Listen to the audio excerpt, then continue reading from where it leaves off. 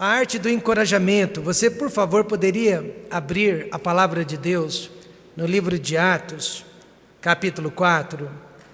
Eu tenho me perguntado bastante como que eu e você, nossa igreja, nossas igrejas, iremos sair desta pandemia.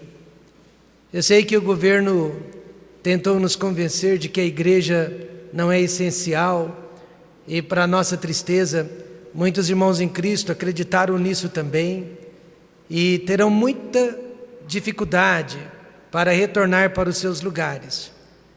As pessoas se acostumaram em ficar sem a igreja. Elas se acostumaram de poder participar dos cultos através da transmissão online.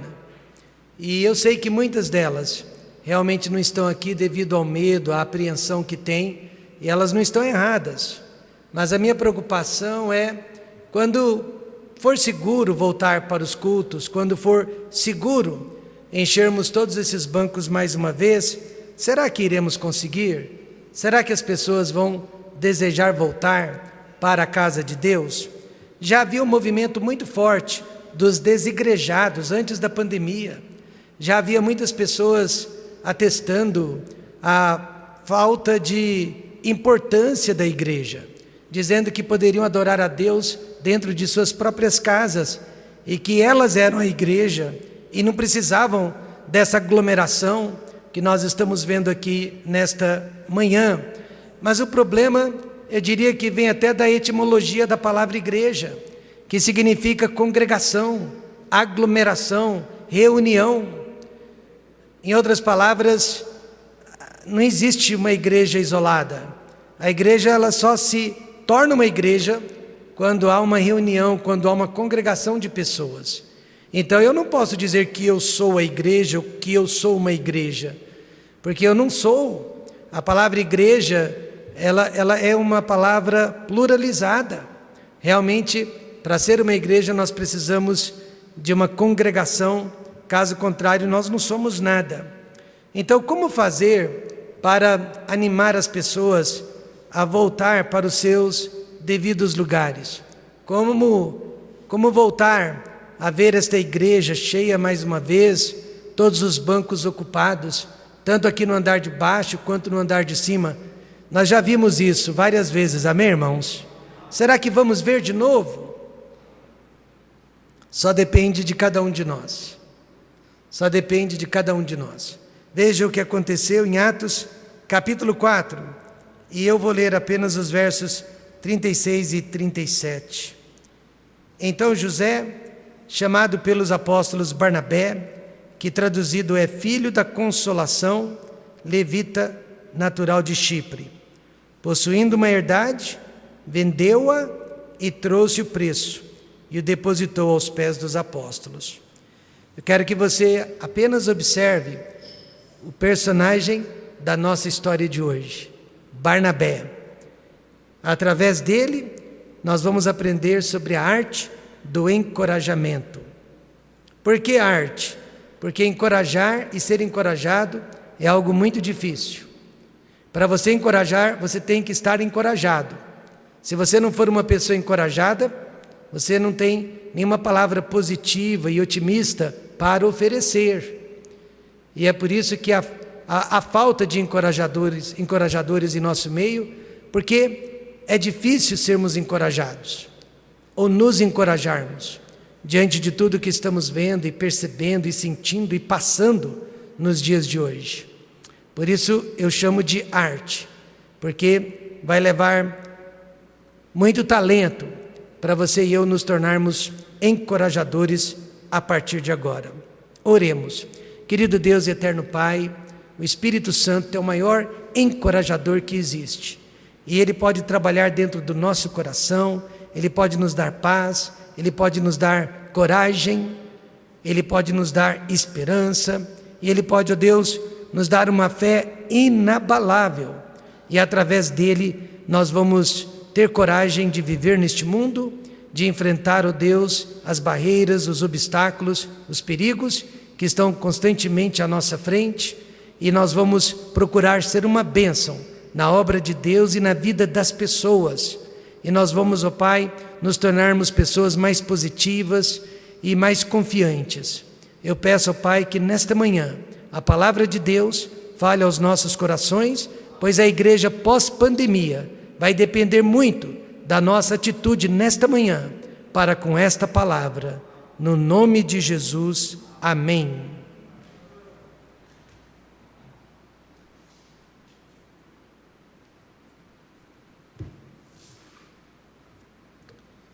O nome dele não era Barnabé, o nome dele era José.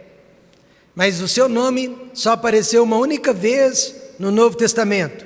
E no restante do Novo Testamento ele foi chamado apenas de Barnabé, que era o seu apelido, era o seu cognome.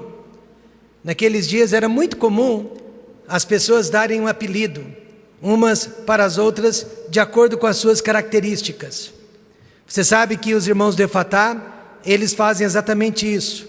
Eles procuram uma característica física em cada um de nós, e através daquela característica, eles também nos dão um apelido. O meu, por exemplo, se eu não me engano, é este. Por que que este é o meu apelido? Porque o meu cabelo, geralmente, eu penteio para os lados.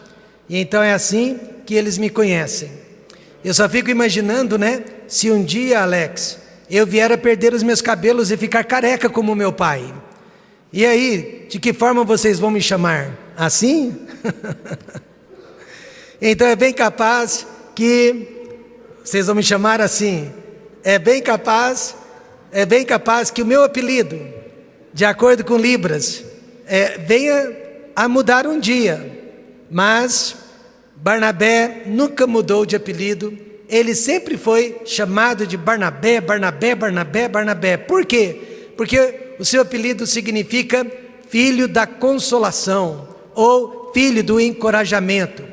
Ele era uma pessoa positiva, ele era uma pessoa que pensava sempre de forma positiva, ele estava ali para incentivar, empurrar pessoas. Ele não era negativista, ele queria realmente que as pessoas fossem para frente. E por isso mesmo ele foi chamado de Barnabé, filho do encorajamento. Você sabe que ele foi a primeira pessoa dentro da igreja a se despir dos seus bens materiais. Ele era muito generoso. E através da sua generosidade, que podemos chamar de uma faísca, ele causou um grande avivamento espiritual na igreja que estava em Jerusalém, porque quando os irmãos observaram o testemunho dele, o seu amor para com a obra de Deus e o seu amor para com o próximo, tentaram segui-lo, e de repente havia muitas outras pessoas além dele mesmo, se despindo dos seus bens materiais e investindo na obra do Senhor. Ele vendeu as suas herdades e doou, eu diria, todos os seus bens, para que realmente as necessidades da igreja fossem todas supridas. A igreja estava vivendo um dos melhores e piores momentos da sua história. Um dos melhores, porque aquela igreja contava com a presença de todos os apóstolos. Ali estavam presentes todos os apóstolos do Senhor Jesus Cristo. Havia muitos milagres acontecendo na cidade de Jerusalém através do ministério daquela igreja.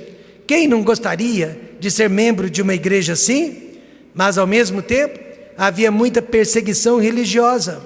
O diabo ele irá perseguir apenas aquelas igrejas que estão produzindo, apenas aquelas pessoas que estão produzindo e que estão construindo.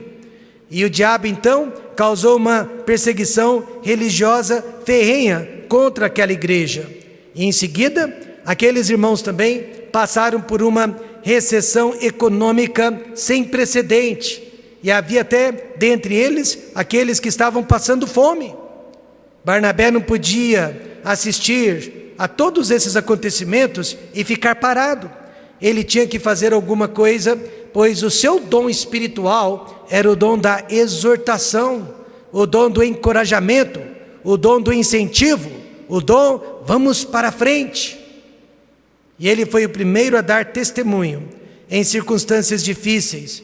Ele ensinou a igreja que não precisamos ter medo dos homens e muito menos dos acontecimentos ao nosso redor, porque o nosso Deus, Ele está sempre no controle. pronto para se aposentar, certo pastor idoso percebeu que uma das senhoras de sua igreja estava muito triste com a saída dele. Então ele se aproximou daquela irmãzinha e tentou encorajá-la. E ele disse: minha irmã, não se preocupe, Deus há de mandar um pastor muito melhor do que eu para pastorear esta igreja. E aquela irmãzinha, muito sincera e direta, disse: pastor, é por isso que eu estou triste, porque me disseram a mesma coisa quando o outro pastor saiu e o senhor entrou. E as coisas não melhoraram, elas apenas pioraram. Com certeza, aquelas palavras não foram de encorajamento para aquele pobre pastor. Ele precisava ser encorajado, ele queria encorajar e acabou saindo dali desencorajado. Mas neste exato momento, sabe o que as nossas igrejas mais precisam? Esta igreja, a de Ribeirão Preto, a de Aparecida, também a do Jardim Cerrado, o TBE e também o TBM de Londrina. Sabe o que as nossas igrejas mais precisam neste momento? De encorajadores, amém, irmãos? Nós precisamos o que o mundo lá fora chama de cheerleaders. Nós realmente precisamos de pessoas que estão pegando fogo pelo Senhor Jesus Cristo, pessoas que estão torcendo por esta igreja, amém, irmãos? Torcendo pela nossa vitória e não pela nossa derrota. Pessoas que não estão contribuindo para a nossa derrota, mas pessoas que estão contribuindo para a nossa vitória. Nós precisamos de incentivadores. E como você e eu podemos participar neste momento, neste ministério de incentivo?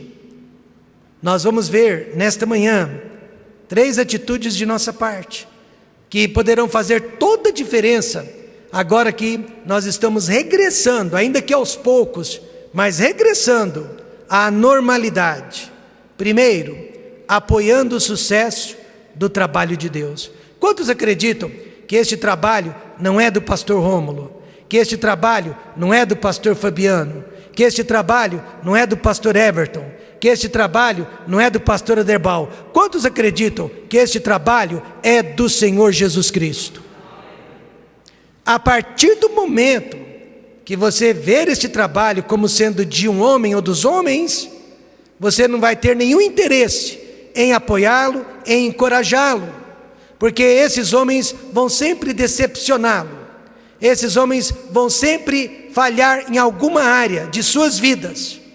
Mas a partir do momento que você observar que esta igreja sempre foi e sempre será do Senhor Jesus Cristo, você terá interesse pelo sucesso desta obra. Em segundo lugar, apoiando o sucesso das pessoas ao nosso redor. Nada nos alegra mais do que ver nossos irmãos bem-sucedidos. Nada nos alegra mais quando alguém aparece na porta da igreja com um carro 0 quilômetro, ou alguém compra a sua primeira, ou que seja a segunda ou a terceira casa. Nada nos alegra mais do que quando alguém vence uma doença maligna. Nada nos alegra mais do que quando alguém se recupera de uma falência financeira. Nada nos alegra mais do que quando famílias são restauradas e a harmonia volta para dentro dos lares. Nada nos alegra mais do que ver a alegria dos nossos irmãos.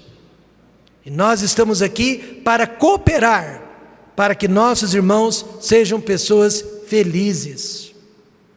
E terceiro, apoiando o sucesso do Evangelho em vários lugares, porque é para isso que a igreja existe, para que a palavra de Deus tenha livre curso e ela seja glorificada em outros lugares, como também ela é glorificada aqui. Então, meus amados irmãos, a igreja pós-pandemia vai precisar de incentivadores, encorajadores, vai precisar de pessoas animadas, vai precisar de pessoas participativas. Jesus certa vez disse: quem não é por mim é contra mim, quem comigo não ajunta espalha.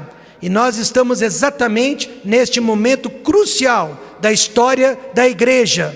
Você precisa decidir de que lado está. Você vai ficar do lado daqueles que ajuntam ou daqueles que espalham? Você vai ficar do lado de Jesus Cristo ou contra o Senhor Jesus Cristo? Vejamos em primeiro lugar, Barnabé participava da obra de Deus. Nós agora estamos em Atos 11, no verso 22 lemos: e chegou a fama destas coisas aos ouvidos da igreja que estava em Jerusalém, e enviaram Barnabé a Antioquia.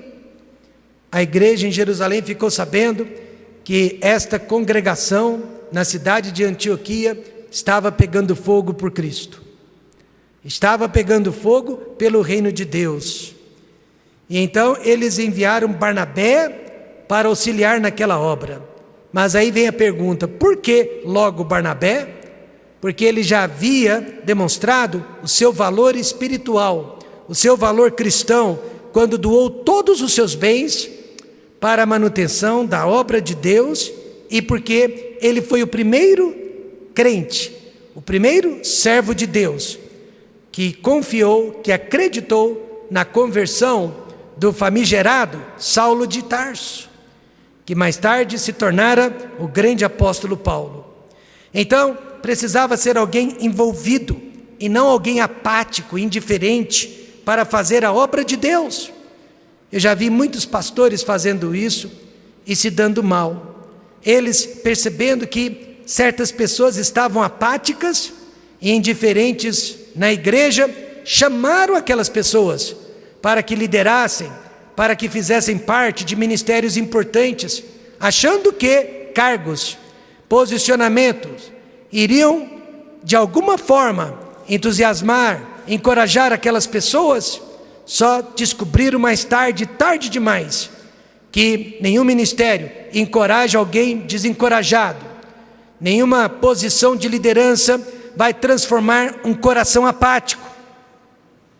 A igreja de Jerusalém não cometeu este erro, mas eles chamaram justamente alguém que estava pegando fogo por Deus, alguém que estava envolvido até ao pescoço na obra de Deus, alguém que valorizava a obra de Deus, que amava a obra de Deus. Eles mandaram a pessoa certa para a igreja em Antioquia. Alguém perguntou para o famoso evangelista Billy Graham por que ele não se candidatava para ser o próximo presidente dos Estados Unidos da América, pois naqueles dias ele ganharia as eleições com certeza. Ele não era só o americano mais conhecido, mais famoso dentro dos Estados Unidos, mas o americano mais conhecido e mais famoso no mundo inteiro. Mas o reverendo Billy Graham respondeu com toda a convicção de um pregador homem de Deus. Ele disse: eu jamais me rebaixaria a tal cargo, porque Deus já me chamou para realizar o cargo mais importante que existe sobre a face da terra, que é ser pregador da palavra de Deus. Ele morreu com mais de 98 anos de idade, debaixo desta convicção. Barnabé pensava assim também. Não existia e ainda não existe obra mais importante que a obra que eu e você estamos realizando aqui nesta manhã. Não existe obra mais importante sobre a face da terra do que a obra de construir, de edificar uma igreja para a honra e a glória do Senhor Jesus Cristo.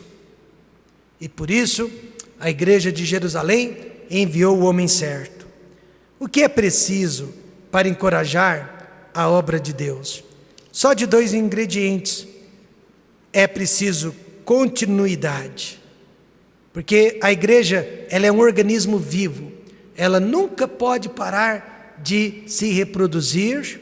E segundo, coparticipação.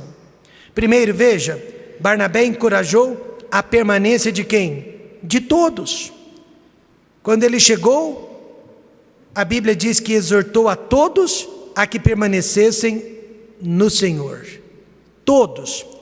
Essa expressão mostra que a obra de Deus, ela não estava centrada apenas em algumas poucas pessoas, e nem poderia. A obra de Deus não poderia depender apenas de uma meia dúzia, de uma dúzia de pessoas, mas a obra de Deus depende de todas as pessoas, depende de cada um de nós, depende de todos. E este sempre foi o plano de Deus para a sua igreja. Uma obra desenvolvida por várias pessoas que coletivamente levam a palavra de Deus para vários lugares. Eu repito, uma obra desenvolvida por várias pessoas que coletivamente levam a palavra de Deus para vários lugares. Barnabé, então, ele tomou cuidado para que aquela igreja não dependesse somente dele ou de outros grandes homens de Deus, mas que ela pudesse depender de todos. Quantos estão percebendo isso? Ele muito se alegrou quando ele chegou lá e viu a união daquela igreja. A preocupação dele agora era que aquela união permanecesse, que ela perdurasse. Mas como? Eu quero lhe fazer esta pergunta: como conseguir permanência em nossas igrejas depois que os filhos crescem, se tornam adultos e os pais acham que não precisam mais da igreja? A igreja já serviu o seu propósito de ajudá-los na criação dos filhos. E não tem sido incomum ver famílias deixando a igreja depois que seus filhos já se tornaram adultos. Isso tem acontecido com muita frequência. Como então ajudar uma igreja a permanecer quando os pais estão se utilizando desta mentalidade? E como permanecer quando uma pandemia tira as pessoas da igreja e ensina que a casa de Deus não é essencial, que a nossa reunião com os santos não é essencial? E como também buscar a permanência de todos, quando agora os nossos cultos são transmitidos online e não precisamos mais sair de casa? Quantos percebem que o desafio é grande? Quantos percebem que o desafio é grande? Mas, meus amados irmãos, a solução que Barnabé nos deu há 2000 anos é a mesma solução para os dias de hoje, amém, irmãos? É a mesma solução. Nós não precisamos inventar a roda, ela já foi inventada por nós, para nós. O segredo daquela permanência era o crescimento contínuo da igreja. A igreja não pode parar de crescer. A igreja não pode parar de receber visitantes. A igreja não pode parar de evangelizar e ganhar almas. Os irmãos não podem parar de trazer pessoas, de convidar e de evangelizar no seu dia a dia. Este é o segredo. Veja o verso 24. E muita gente se uniu ao Senhor. Muita gente se converteu. Mas como ajudar a igreja a crescer? O verso 24 também explica. Porque Barnabé era homem de bem e cheio do Espírito Santo e de fé. Nesta manhã, tudo que nós precisamos é de alguns homens e mulheres cheios do Espírito Santo. Amém, irmãos? E o que uma pessoa cheia do Espírito Santo e de fé, ela vai fazer? Ela vai ajudar a igreja a crescer. Ela vai fazer a sua parte. Ela vai arregaçar as mangas e ela vai dizer: Deus pode contar comigo. Eu vou fazer a minha parte. E aquele homem cheio do Espírito Santo e de fé fez a parte dele. Alguns de vocês se lembram que no ano de 2008 nós perdemos, em questão de meses, mais de 30 pessoas muito queridas e muito importantes para a nossa igreja. Elas foram embora e provavelmente elas tiveram razão para isso, porque nós somos imperfeitos, nós erramos muito, nós somos muito falíveis. E elas realmente nos fizeram muita falta. E talvez estejam fazendo falta até os dias de hoje. Mas naqueles dias, alguém me perguntou: pastor, o que nós vamos fazer? São 30 pessoas que faziam parte do ministério, da obra, da liderança. E eu disse: só existe uma solução. Nós precisamos crescer. Nós precisamos ganhar almas. Nós precisamos ver novas pessoas adentrando a igreja e fazendo parte deste corpo de Cristo. E para a glória de Deus e pela graça de Deus, nós crescemos, amém, irmãos? Há várias famílias que estão conosco nesta igreja a partir de 2008, porque não existe outra solução. A única solução, meus amados, que Barnabé encontrou há 2000 anos é a solução de hoje. Nós precisamos crescer. E apesar de que há muitos crentes que descobriram que não precisam da igreja, há muitos incrédulos que, devido à pandemia, devido à letalidade do vírus, devido ao perigo pelo qual elas estão passando, elas descobriram que precisam de Deus. Amém, irmãos? Elas descobriram que precisam de Deus. E Deus vai trazê-las para o nosso caminho, vai nos colocar no caminho delas. E nós vamos trazê-las para a igreja. Barnabé descobriu isso, que a igreja precisava crescer. Só que se pessoas não forem encorajadas, elas não permanecem conosco. Hoje mesmo, aqui nesta manhã, por mais crente que você seja, por mais fiel que você se considere nesta igreja, se você não for encorajado, você também não fica. Nós queremos ficar num lugar que nos dá prazer. Nós queremos ficar num lugar que nos cause bem e não mal.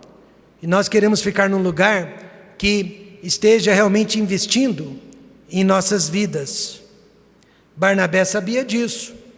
Pessoas querem permanecer onde a graça de Deus permanece. Veja o verso 23.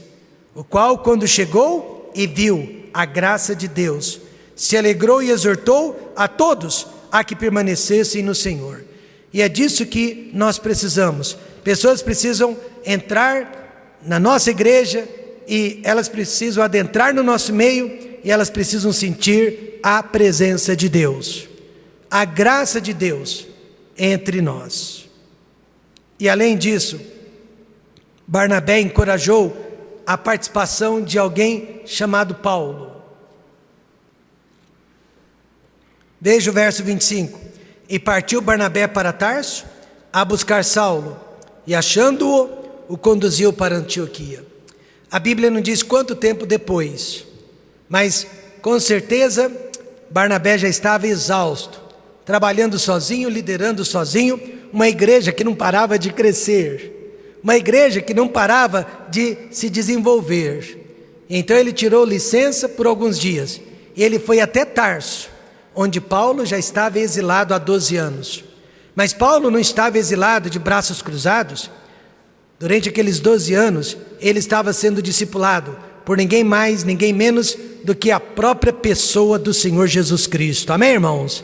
Paulo estava sendo treinado, preparado, discipulado pelo próprio Senhor Jesus Cristo. E quando Barnabé o encontrou, Paulo estava mais que preparado para ajudar, para cooperar na obra de Deus na cidade de Antioquia.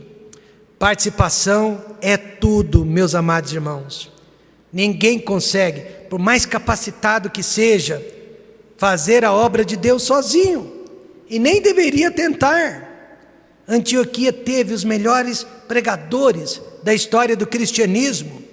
Olha, no primeiro século, Barnabé, Paulo, Pedro foram os pregadores, foram os pastores daquela igreja. Se Paulo, Barnabé e Pedro aparecessem aqui hoje, vocês poderiam realmente nos mandar embora.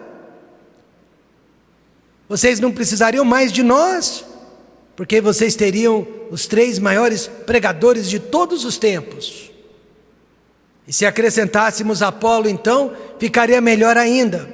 Eram os maiores pregadores do primeiro século da igreja. Mas no segundo século, quando esses homens já tinham morrido, Deus enviou Inácio e Teófilo, que continuaram no ministério de pregação através daquela igreja.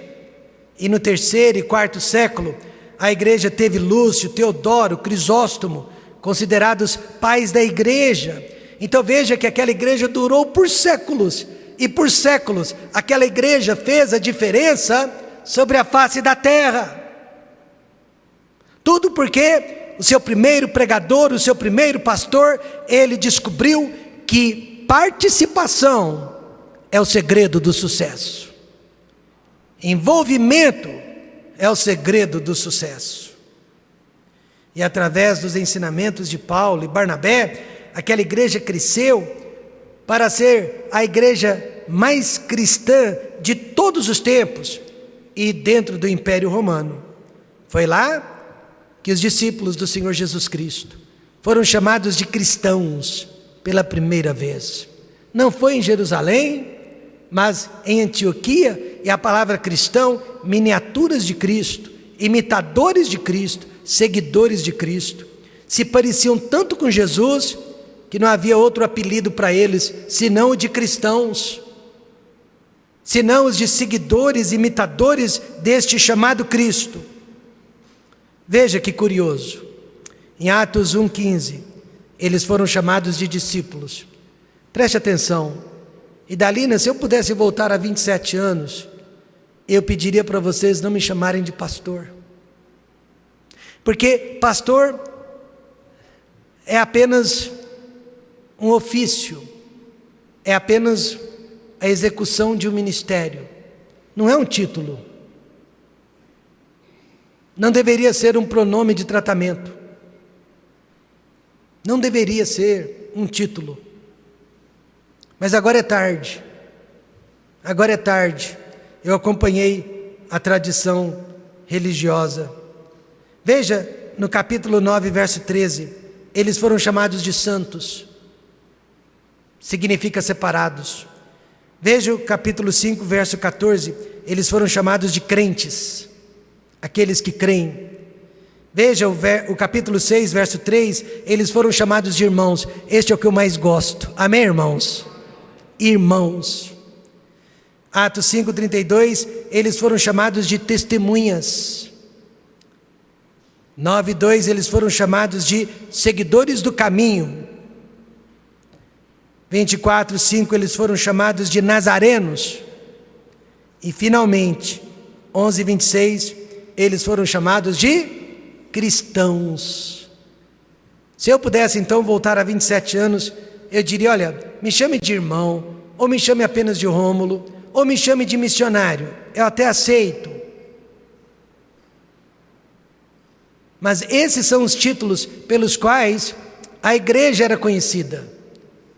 Servo, não apareceu aqui, mas servo também, servo Paulo, servo Barnabé, servo Rômulo, porque é isso que nós somos, servos da igreja, amém, irmãos? Servos e não mestres. O historiador Eusébio, um dos mais antigos que registrou a história da igreja, conta a história de Santos. Santos, ele era um cristão, um missionário, que levou o evangelho para a cidade de Lyon, na França. Lá ele foi torturado por sua fé em Jesus Cristo. Os torturadores queriam saber de onde ele era e queriam saber a quem ele servia, pensando que ele fosse um espião, mas Santos sempre respondia durante a tortura: eu sou apenas um cristão. Então veja, ele morreu dizendo que era apenas um cristão, já naqueles dias, eu sou apenas um cristão. Olha, nesta manhã, eu também sou apenas um cristão. Eu não sou pastor, eu não sou missionário, eu não sou professor, eu não sou doutor, eu sou apenas um cristão, amém, irmãos? Apenas um cristão. Aí os torturadores não podiam aceitar apenas esta resposta, eles queriam saber mais, porém Santos morreu torturado, dizendo que era apenas um cristão. E assim também, nós não somos católicos, nós não somos protestantes, nós não somos nem evangélicos, ou nós somos cristãos, ou nós não somos nada. Ou nós somos imitadores de Cristo, miniaturas de Cristo, seguidores de Cristo, ou nós não somos nada. É por isso que muitas vezes nós encontramos pessoas em outras denominações religiosas que se parecem mais com Jesus Cristo do que nós. Por quê? Porque o que faz uma pessoa cristã não é o nome da sua igreja, nem da sua denominação, mas é a sua vida, amém, irmãos? É a sua conduta, é o seu compromisso com Jesus Cristo. A igreja pós-pandemia irá precisar muito da participação de todos vocês e principalmente da sua permanência. Esse é o segredo do sucesso: participação e permanência. Seja um cristão verdadeiro como Barnabé e decida permanecer conosco e participar conosco. Barnabé participava. Agora veja, em segundo lugar, Barnabé perdoava as pessoas. É impossível que você permaneça entre nós e que nós permaneçamos entre você sem perdão, sem misericórdia, é impossível. Talvez nada prejudique mais a obra de Deus do que a falta de perdão entre nós, porque nós estamos sempre pisando no calo uns dos outros, não é verdade?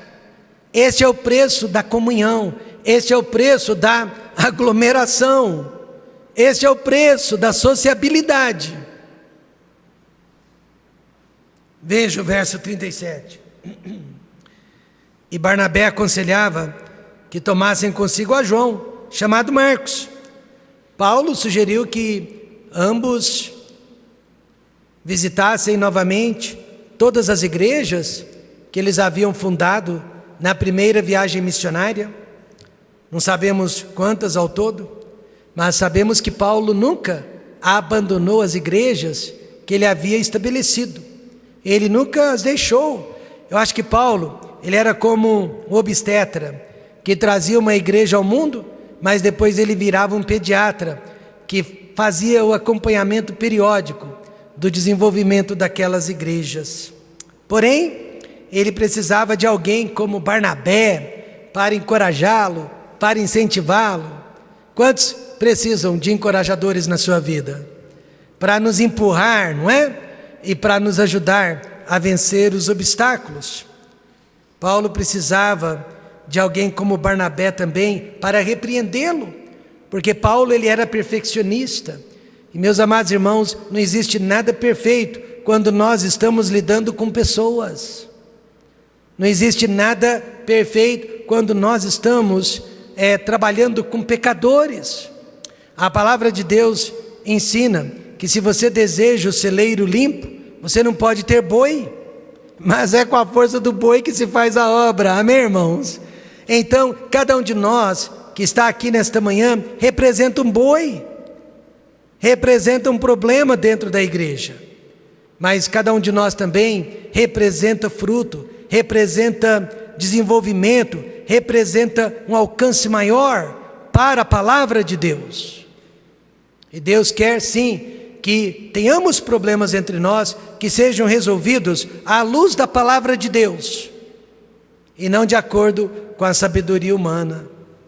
Paulo era perfeccionista demais, precisava de Barnabé para que o ajudasse a ser uma pessoa mais centrada, mais equilibrada. A obra de Deus jamais será realizada sem perdão. Sem perdão, nós não vamos conseguir permanecer na obra de Deus. Perdão é tudo. Perdão não é só importante, perdão é tudo. Veja, em primeiro lugar, Barnabé sabia aproveitar as pessoas como as pessoas eram.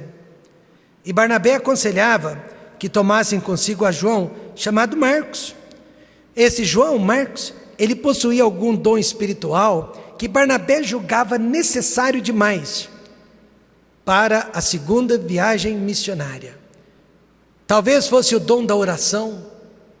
Algumas pessoas têm esse dom, não tem? Dona Ana, por exemplo, a mãe da Marilene, ela possui esse dom. Dona Ana, há muitos e muitos anos, ela passa o dia orando por nós. Ela menciona cada um dos nossos nomes. Ninguém vai pedir que ela ore, que ela deixe de orar, que ela se esqueça de orar. Esta é a vida dela, é o ministério dela, é o chamado dela. E há muitas outras pessoas, meus amados, que têm este chamado, que têm esse dom de intercessão pelos outros diante do trono de Deus. E eu acho que este era o dom de João Marcos, porque a casa dele em Jerusalém havia sido transformada numa casa de oração. Foi de lá que a igreja orou pelo livramento do apóstolo Pedro. Pedro tinha sido preso, seria executado na manhã seguinte, mas a igreja fazia por ele contínua oração na casa de quem? De João Marcos. E Pedro foi milagrosamente libertado daquela situação. Tudo indica também que este João Marcos era primo de Barnabé, mas ele não foi chamado por causa do parentesco, porque era primo, mas porque ele era muito útil. E essa palavra útil, inclusive, apareceu no texto bíblico, alguns anos mais tarde, quando Paulo disse: toma Marcos e traze-o contigo, porque me é muito útil para o ministério. Só que quando Barnabé deu a ideia de chamar Marcos, Paulo não gostou da ideia. Quando nós usamos a pessoa certa, no lugar certo, nós somos encorajados. Mas quando nós usamos a pessoa errada no lugar errado, nós somos desencorajados. E Barnabé tinha esta facilidade. Foi ele que levou também o novato Saulo de Tarso, que a igreja temia para fazer parte dos discípulos. Pois Barnabé, ele conseguia ver o melhor das pessoas e não o pior das pessoas. O encorajador vê e procura sempre o melhor nas pessoas. E por último, Barnabé sabia perdoar. Olha o que aconteceu. E tal contenda houve entre eles, Paulo e Barnabé, que se apartaram um do outro. Barnabé, levando consigo a Marcos, navegou para Chipre. Nós não sabemos qual foi o pecado de João Marcos. Graças a Deus a Bíblia nunca nos deixou saber. Na maioria das vezes a Bíblia não nos deixa saber, porque não nos interessa. Amém, irmãos? Não nos interessa.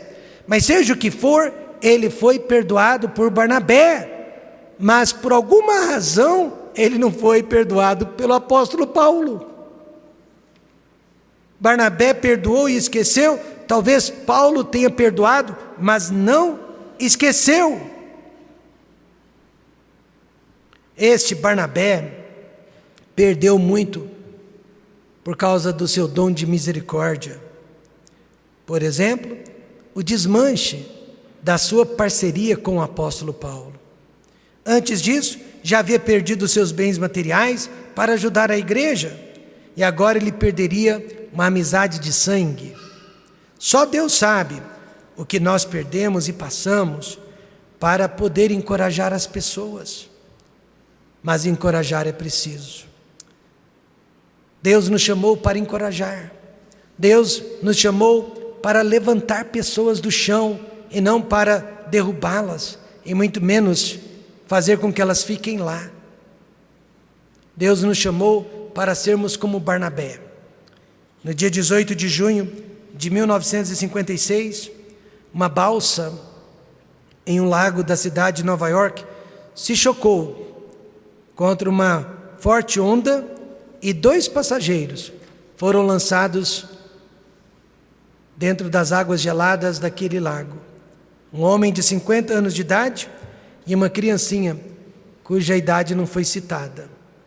Para que a criança não se afogasse, aquele homem então ficou segurando-a acima da sua cabeça e fora da água, até que a balsa pudesse fazer o contorno e vir em direção deles para resgatá-los. No momento que a balsa chegou perto da criança, pôde socorrê-la, mas aquele homem acabou morrendo afogado. Aquele homem de 50 anos de idade era o fundador do grupo de evangelismo chamado Navigators for Christ, Navegadores para Cristo. O seu nome era Dawson Trotman. A revista Times, daqueles dias, publicou que ele viveu para salvar pessoas e morreu justamente levantando uma delas. É isso que encorajar significa, é levantar pessoas e não derrubá-las. E neste exato momento, irmãos, de pandemia, neste exato momento de quarentena, neste exato momento de limitação de números dentro da igreja, a igreja precisa de encorajadores.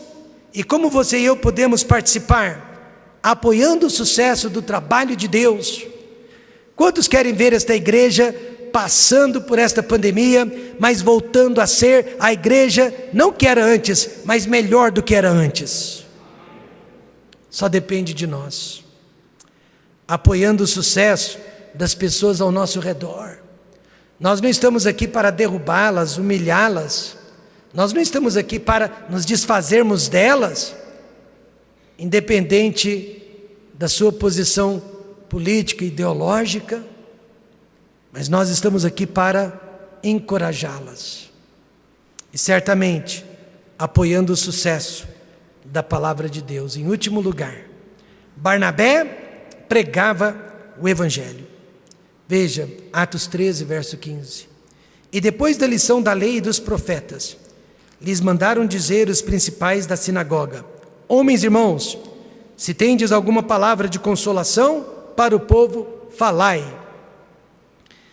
A igreja que ficava em Antioquia da Síria enviou Paulo e Barnabé para a sua primeira viagem missionária.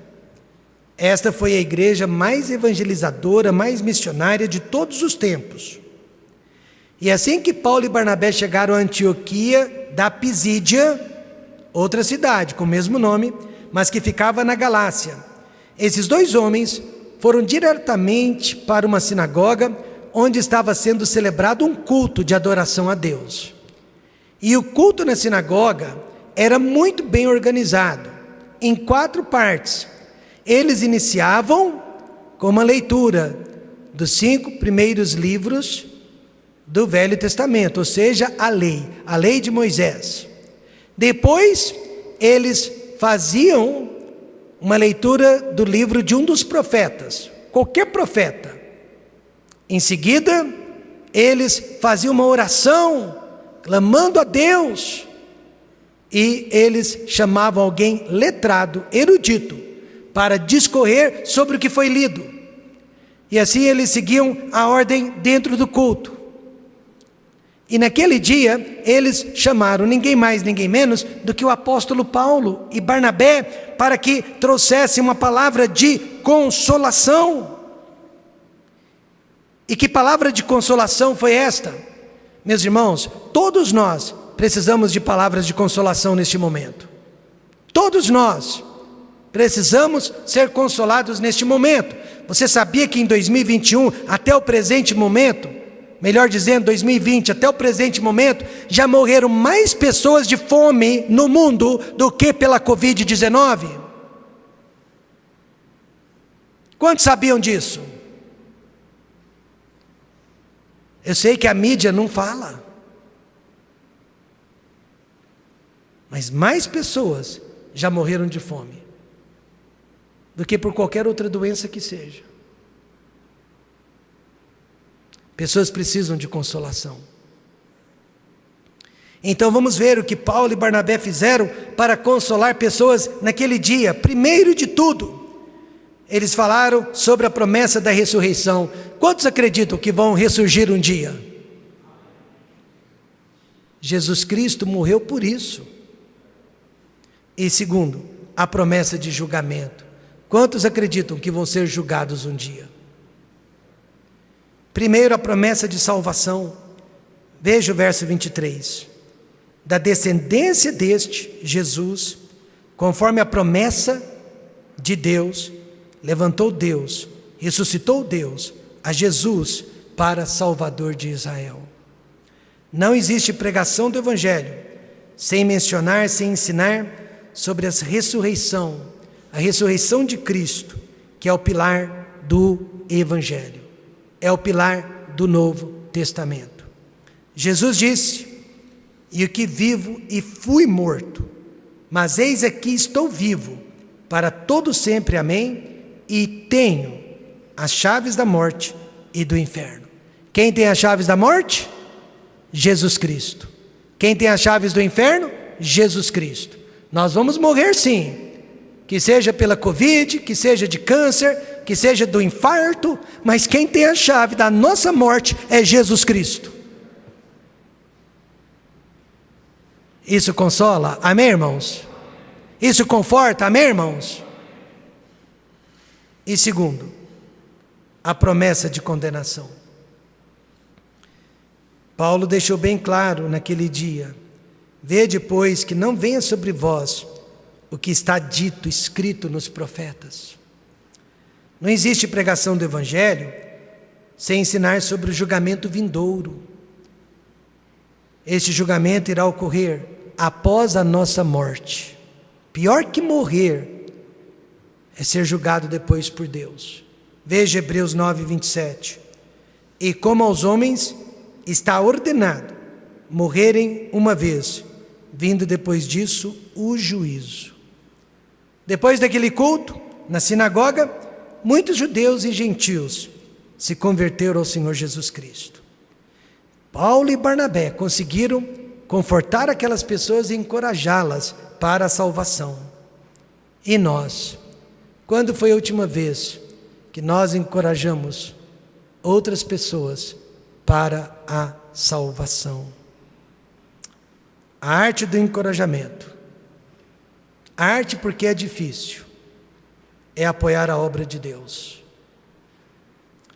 Eu li um artigo que milhares de pastores foram entrevistados no decorrer deste ano. E 70% deles estão planejando abandonar o ministério no ano que vem.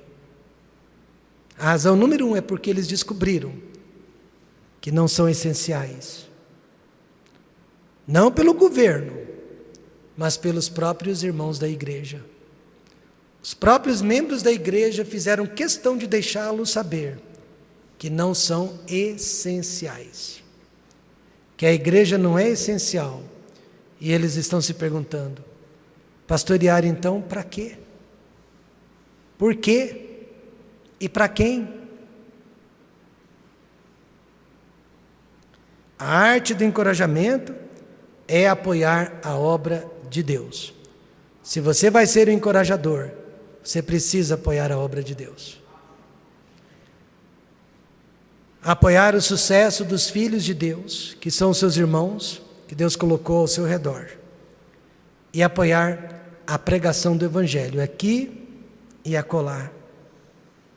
A igreja pós-pandemia irá precisar de Barnabés. Já tenho orado: ó Deus, nos dê Barnabés.